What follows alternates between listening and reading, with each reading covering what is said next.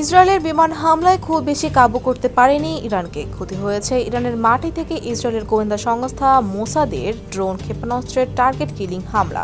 বছর জুড়ে তেহরানের নাকের ডগায় বসে ভয়াবহ এই হামলার নীল নকশা করেছে মোসাদ। স্বভাবতই ইরানের কোনো নাগরিকের গোপন যোগাযোগ ছাড়া এত বড় পরিকল্পনা সফল হয়নি। 20 সেনা কর্মকর্তা সহ 9 পারমাণবিক বিজ্ঞানীর হত্যাকাণ্ডের পর সবকিছুর আগে দেশের অভ্যন্তরের এই বিশ্বাসঘাতকদের খুঁজতে শুরু করেছে ইরান। ইতোমধ্যে 5 জন ইসরায়েলি গুপ্তচরকে আটকও করেছে তেহরান। অভ্যন্তরীণ এই তল্লাশির মধ্যে সামনে এলো ইরানের প্রতিবেশী এক রাষ্ট্রের বিশ্বাসঘাতকতার খবর। মুসলিম বিশ্বের অন্যতম প্রভাবশালী রাষ্ট্র জর্ডান ইসরায়েল ইরান উত্তেজনার মধ্যে হঠাৎ করেই নিজের একটি গুরুত্বপূর্ণ বিমানবন্দর বন্ধ করে দিয়েছে দেশটি। বেসামরিক বিমান চলাচলেও কড়াকড়ি আরোপ করেছে দেশটি।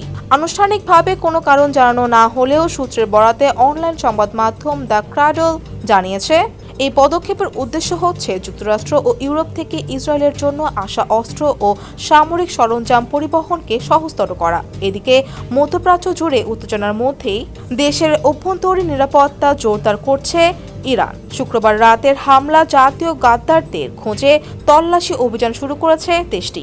ইরানের কেন্দ্রীয় শহর ইয়াজেদে 5 জন ব্যক্তিকে গুপ্তচর বৃত্তির অভিযোগে গ্রেপ্তার করেছে দেশটির নিরাপত্তা বাহিনী। তদন্ত সংস্থার বরাতে জানানো হয়েছে, আটককৃত ব্যক্তিরা দীর্ঘদিন ধরে ইসরায়েলের হয়ে কাজ করে আসছিল এবং তাদের কার্যকলাপের সঙ্গে দেশি ও বিদেশি নেটওয়ার্কের যোগাযোগ রয়েছে বলে সন্দেহ করা হচ্ছে। এদিকে ইসরায়েলকে সহায়তায় হঠাৎ করে গুরুত্বপূর্ণ বিমানবন্দর বন্ধ করে দিয়েছে জর্ডান। প্রতিবেদনে বলা হয়েছে, মার্কিন ও ইউরোপীয় সামরিক কার্গো বিমান জর্ডানের আকাশ সীমা ব্যবহার করে ইসরায়েলের উদ্দেশ্যে অস্ত্র ও সামরিক সরঞ্জাম বহন করেছে। এসব চলাচল নির্বিঘ্ন করতে বিমানবন্দরটি বন্ধ করা হয়েছে বলে ধারণা করা হচ্ছে।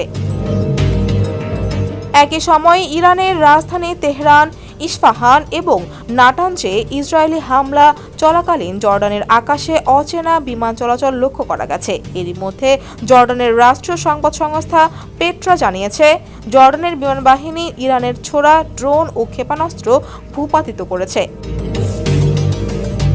সানবিট সব দিবে সামাল। সানবিট ম্যাজিক প্রেস ডিশওয়াশিং এর মাথা ঘোরানো সলিউশন। তারা বলছে, এই ক্ষেপণাস্ত্রগুলো জর্ডানের সীমানার মধ্যে পড়তে পারত এবং সাধারণ মানুষের জন্য হুমকি তৈরি করতে পারত।